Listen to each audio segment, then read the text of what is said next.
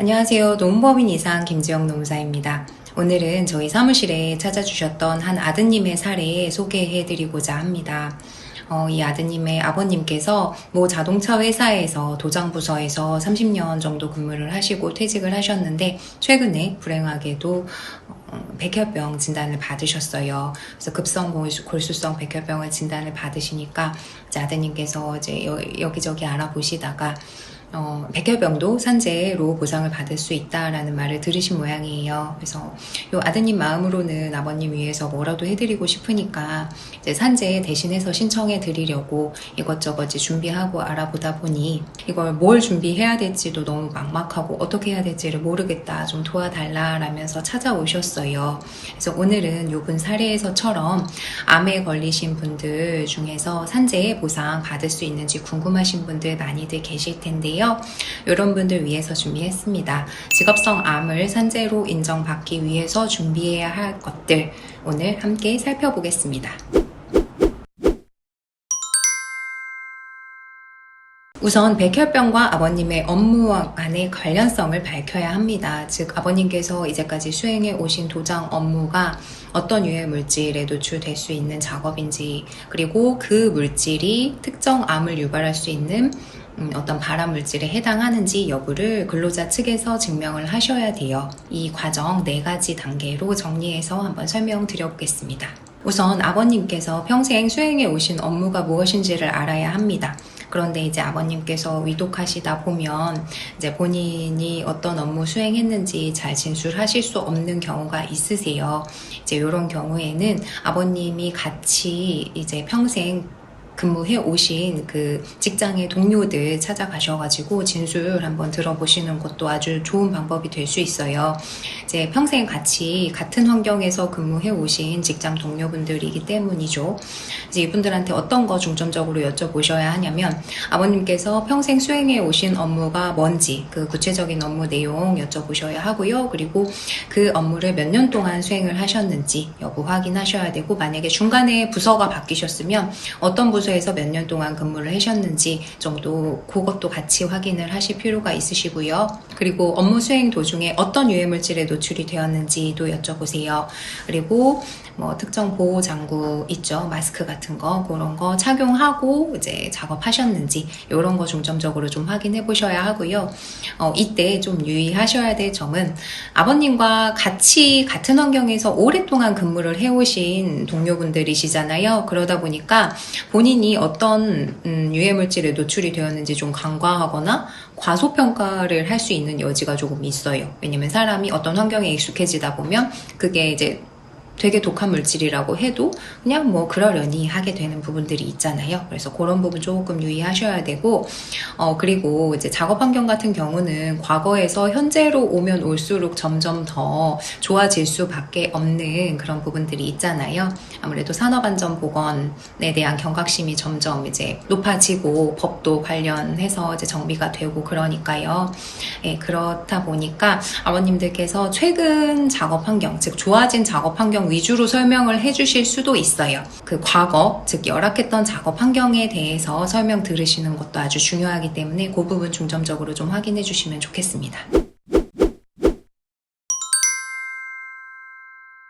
자, 이렇게 아버님께서 어떤 업무 수행하셨는지 업무 내역이 정리가 되시면 그거 가지고 근처 병원에 직업환경의학과 선생님 한번 찾아가 보세요. 직업환경의학과라는 거는요, 일과 어떤 물질 간에 무슨 관련이 있는지 그 관련성을 연구하는 진료과예요. 즉 어떤 업무를 수행할 때 이러이러한 유해물질에 노출이 될 수 있고, 그런 유해물질에 노출이 되면 특정한 암이 발병이 될 수 있다. 이런 업무와 그 상병 간의 연관관계를 밝히는 진료과가 바로 직업환경의학과인데요.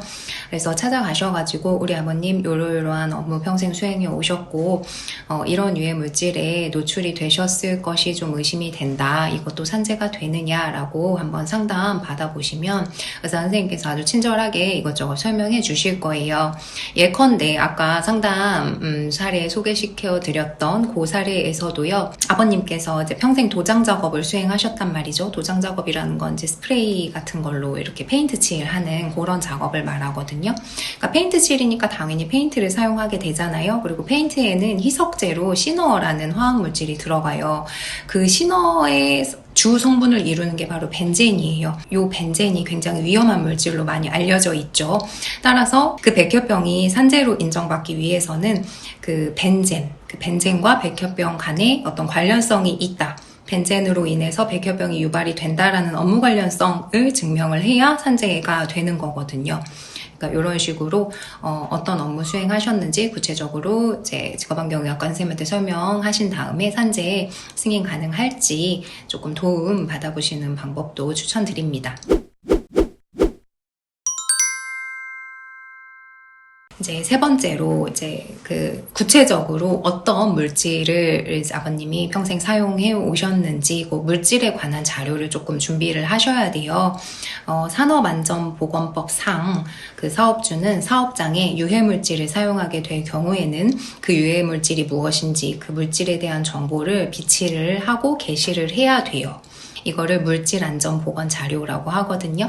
그래서 산업안전보건법상 반드시 사업장에 비치하고 게시하게 되어 있기 때문에 그 물질안전보건 자료 준비하셔야 되고요.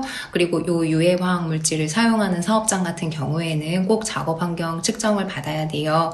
그래서 작업환경 측정 자료도 그 물질안전보건 자료와 마찬가지로 굉장히 중요한 암 발생의 어떤 힌트가 되는 자료가 될 수 있겠죠. 그래서 이 두 가지 자료는 꼭 준비하시는 게 좋습니다. 다만 유의하셔야 할 점은 이 두 가지 자료로도 확인이 안 되는 유해물질들이 있을 수 있다는 점이에요.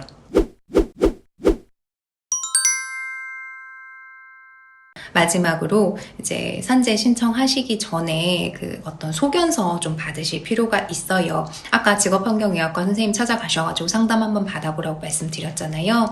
그때 이제 아버님께서 어떤 업무 수행해 왔고 이러이러한 물질에 노출이 되었을 것 같고 이 사업장에서는 이런 물질 안전 보건 자료와 작업환경 측정 결과가 있더라. 그래서 본인이 이제 수집한 정보를 모두 직업환경의학과 선생님한테 주시면서 소견서 하나 써주세요라고 하면 이제 그 어떤 발암 가능성이나 그 어떤 물질로 인해서 이렇게 이러한 상병이 유발되었을 가능성이 있다라는 점에 대해서 굉장히 의학적으로 소상히 써주십니다. 네, 그래서 마지막으로 이렇게 전문적인 의학적인 소견서 준비하셔가지고 산재 신청하시면 훨씬 도움이 되겠죠? 오늘은 암을 산재로 인정받기 위해서 어떤 것들을 준비를 해야 하는지 함께 살펴보았는데요. 사실 본인이 수행해온 업무라고 해도 내가 어떤 화학물질의 작업 도중에 노출이 되었는지 그리고 그 화학물질의 어떤 성분이 과연 그 암을 유발을 했는지 이런 부분들은 좀 직업환경의학적인 부분이기 때문에 어떤 전문가적 소견이 없이는 혼자서 준비하시기는 조금 어려운 부분이 있으실 거예요. 그래서 암에 걸리셨는데 어떤 산재 준비하시는데 조금 어려움 겪으시거나 궁금하신 사항 있으시면 언제든지 저희 노무법인 이사에 문의 주십시오. 저희 노무법인 이사는 산재 전문 노무사들로 이루어진 산재보상센터를 운영하고 있습니다. 언제나 의뢰인의 편에서 함께하겠습니다. 감사합니다.